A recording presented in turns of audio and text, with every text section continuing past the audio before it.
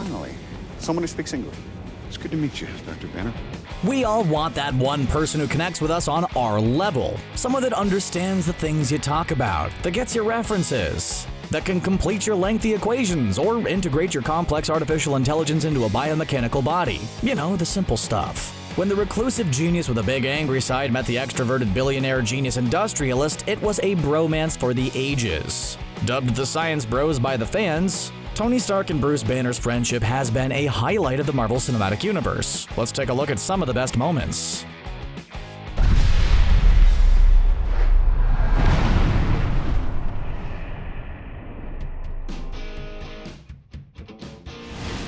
When you're a billionaire super genius, you can get kind of used to being the smartest guy in the room. If you're already prone to being on the egotistical side, it can also make you more than a little cocky. But it also means that you're the only one that understands what you're talking about, which can be frustrating, even if you play it off most of the time. I assume at least. I get outsmarted by my cat. She's a pretty smart cat. Bruce Banner deals with his intelligence differently than Tony Stark. After all, instead of making him a widely admired armored hero, Banner's brains turned him into a rage monster. Either way, it still means that he has a hard time connecting with people who don't know how to achieve heavy ion fusion.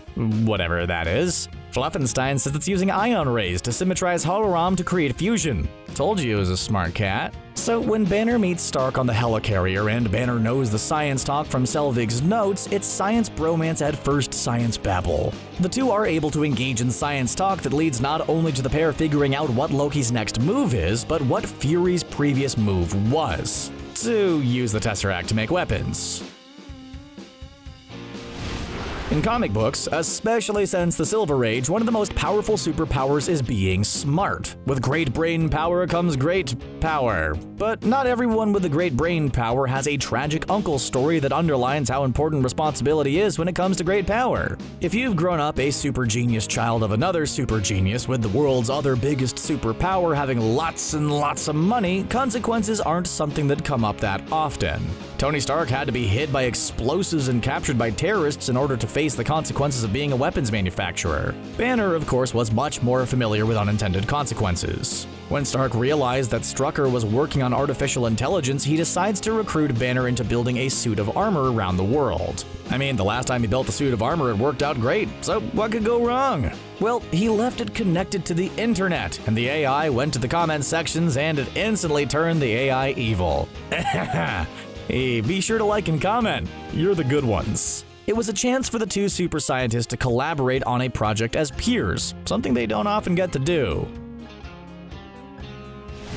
You know how it goes, you work in secret with your bestest science bros because you don't want to hear people's cautionary tales about what can go wrong when you play with the fundamental properties of life in the universe, and that the project turns out to be an unstoppable murder machine bent on destroying life on Earth in order to protect it. Avengers bad guys always think the best way to save something is to kill most of it. So once you've acquired that murderbot's upgraded vibranium body, the obvious choice is to, of course, build another artificial intelligence to take on the first artificial intelligence. Naturally. This time around, Banner was a tougher sell, but the siren call of science is a hard one to resist. Plus, Stark showed him that big yellow hologram that's also Jarvis. But how Stark really appealed to Banner was to appeal to their shared nature. They were mad scientists. Mad scientists do mad science, it's just what they do. If Stark was concerned about Elektra the first time he created a super robot, it was a lock this time around. Sure enough, when the rest of the team found out, we got a preview of Civil War, until Thor put the hammer down, literally.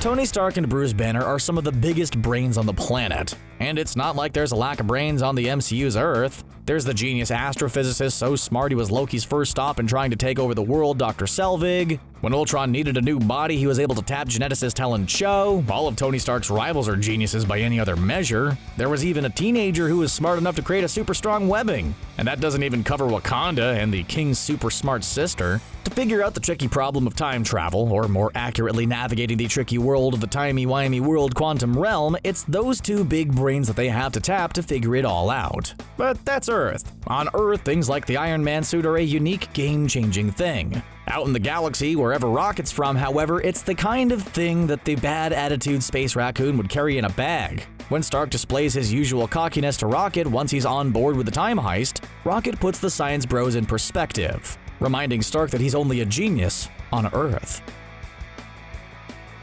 The Science Bros took a science break after Ultron tried to destroy the world by replaying the extinction event that killed off the dinosaurs, with an Eastern European city playing the role as the meteor. Mostly that was down to Banner not being able to deal with the wake of destruction that his other half was capable of. Managing the Hulk's destructive streak has been one of the guiding motivations of Bruce's life in the MCU. His go-to move was to go into hiding and manage his anger. Once he joined Earth's Mightiest Heroes, he helped Tony Stark come up with another contingency plan. This one was named Veronica, the Hulkbuster armor. It's big, it's bad, and the Hulk almost ripped it to pieces. Banner ended up in space, sitting out Civil War, and only coming back in time to warn Stark about the coming of Thanos.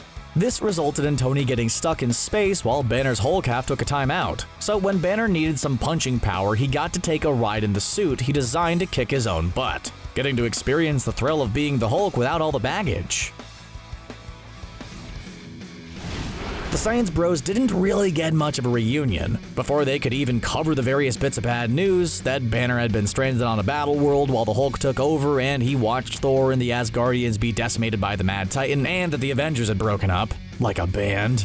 That's because their reunion was interrupted by Thanos' hype man and muscle, Ebony Maw, and Cull Obsidian of the Black Order. It was the perfect matchup. It was the Black Order's chief smack talker versus the Avengers' top antagonizer. Tony Stark had already stalled a Norse god with fast talk. What was a guy that looked like a character from SpongeBob SquarePants and The Thing? Well, Tony never got to meet The Thing. The banter wasn't just reserved for good guy and bad guy grandstanding, though. Having only just returned to Earth, it was time for a Code Green, where the other guy takes over and things get smashed. Only the Hulk was having none of it. Turns out that the Hulk felt he brought smash to the table and wasn't sure what Banner brought. The banter while they navigated this new territory was the kind old friends would have.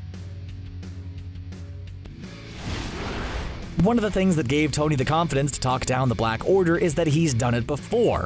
The Black Order wasn't the only Thanos lackey to face down Stark and the Avengers. In fact, Loki showing up with the Chitauri is what brought the Avengers together in the first place. Loki knew that there was a barrier to his conquest of Earth, and that was his brother and his future friends. His big plan for dealing with all of that was to get them to bring the Hulk out of hiding and nudge things just enough so that the Hulk hulks out on everybody. And it kinda worked, but you can't really count on the Hulk doing exactly what you want. So halfway through his Avengers smashing, he took a flyer at a jet and then through a warehouse. Everyone pretty much thought that was it for Banner. But Stark had a hunch about his new science bro that he'd be back to fight the good fight against Loki and the Chitauri. And when he went to Stark Tower for a change of suits, he had a chance to tell Loki all about it with the line, "We have a Hulk."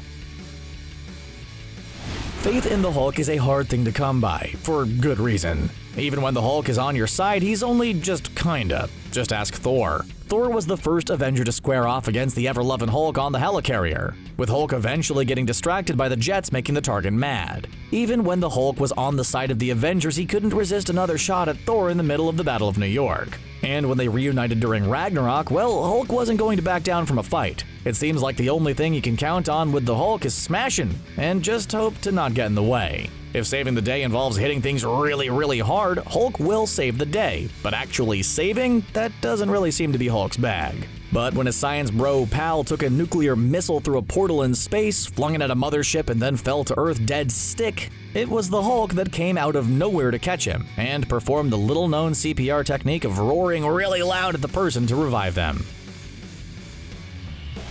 It may seem strange that of all the people on the Avengers, it would be Tony that has the faith in the Hulk, even when Bruce Banner didn't. Tony wasn't even qualified for the Avengers Initiative by the time Avengers rolled around. After his shenanigans during Iron Man 2 that found Rhodey Rhodes taken off with an Iron Man suit, and Stark being demoted down to the position of consultant. But really, was Fury not going to use a billionaire genius with a suit of power armor, or was he just trying to keep Stark's ego in check? They both knew how this was going to go. Regardless, the assessment that placed Stark on the consultant list was still true, that he didn't play well with others. He hadn't joined the team for more than a few minutes before he's picking fights with Thor and Captain America, and even tried to goad his newfound science bro into changing into the Hulk. But that last one, though, wasn't just Stark being a jerk. He saw something in Banner and his relationship with the Hulk that even Banner didn't see, and tried to tell him when he suggested that the Hulk saved his life for a reason. Tony did have a heart. Once just an Easter egg or tag for people who sat through the whole film, or a chance for Ferris Bueller to tell the audience it's time to go, the MCU has turned the post-credit scene into an integral part of the blockbuster movie. Not all post-credit scenes are created equal, though. The surprise appearance of Nick Fury at the end of Iron Man signaled the beginning of the Marvel Cinematic Universe. The tag at the end of Guardians of the Galaxy Volume 2 validated one of the funniest fan theories out there, that Stan Lee was working with the Watchers, and that's how he appeared in all these movies. Sometimes they were tools to connect the next story, and sometimes they were just for laughs. Iron Man 3 saw Tony Stark having a hard time dealing with the aftermath of the Battle of New York. Aliens from outer space was a lot to take in. He might need someone to talk to, but there's not a lot of people that Tony respects or can truly understand what he went through. But he did know someone who held 7 doctorates. Just none of them in counseling. Not that it didn't stop Tony from talking about it with his science bro. You don't get to the billionaire part of being a billionaire industrialist just by being a genius all by yourself. You also need to surround yourself with other good people who are also geniuses in their own right. Tony Stark has demonstrated that throughout his time in the Marvel Cinematic Universe by trying to hire top talent as he sees it. Sometimes that talent ends up on the Avengers team, like Selvig or Cho, and other times they're not really for hire, like Natasha Romanoff. Turns out she already had a secret employer. So when Tony comes in contact with the foremost authority on subjects like anti-electron collisions, who is able to talk through the science of Loki's crazy plan to open a portal in space, Tony doesn't miss a chance. At the end of the Avengers, they all go their own way, off to take on their solo adventures in Phase 2. While colleagues Black Widow and Hawkeye share a moment, Thor takes Loki to Asgard and Captain America rides off into the distance. In what has become the image for the Science Bros, Tony Stark gave Bruce a ride. Is it to that 10-story lab? To the Port Authority as Feige suggests? Either way, it's a key moment of bonding for the two science brain bros. One of the ways that a movie that has fantastic elements in it can relate to our regular non-superhero world is to reference pop culture elements that the audience shares with the fantasy world they're watching.